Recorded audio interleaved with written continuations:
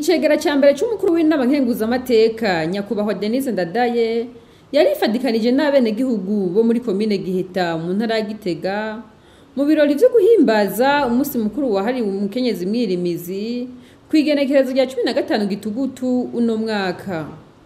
Uwo munsi ukaba wahimbajwe ku civugo dushigikira umukenyezi mwirimizi kutwigora akora kw'iterambere. Ivyo birori vyari vyitabwe kandi n'umushikiranganji wo gushigikirana imibano agateka kazina muntu n'iterambere ridakumira umupfasoni Imelda Sabushimike.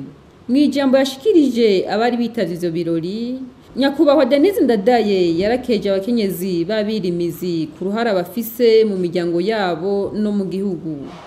Yaramenyesheje kandi utwigora abakenyezi b'abirimizi bariko baragira mu ntumbero yo kwiteza imbere nko kwijukira gukorera mu mashirahamwe n'amakoperative, kurangura imyuga izisahiriza uburimyi no gukorana n'amashirahamwe atanga ingurane ntonto kugira ngo baronke imitahe yo gukoresha mu rudandaza n'uburimyi. Icegera ca mbere c'umukuru w'inama nkenguzamateka yaribukije kandi bimwe bimwe mu vyokorwa mu ntumbero yo gushigikira abakenyezi birimizi, navyo ni nko kubereka ubuhinga bwo kurima kijambere, kubarosa imbuto zirobanuye n'imiti y'imirima n'ibitungwa. Nyakubahwa Denise Ndadaye yasavye abagabo kubashigikira no kubaba hafi.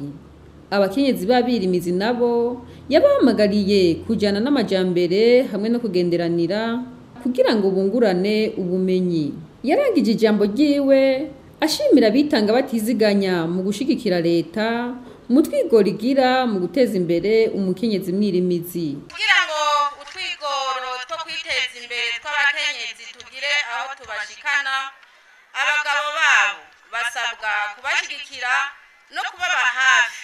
Abakenyezi birimizi nabo ku ruhande rwabo tubahamagariye kujana n'amajambere, bijukira imyuga iza yunganira uburimyi, bahanahana ibidandazwa n'amashirahamwe yo mu zindi ntara, baheze bagure amasoko, bategure imigambi y'iterambere itomoye ishobora gushigikirwa na ya mabanki y'abarimyi n'abakenyezi.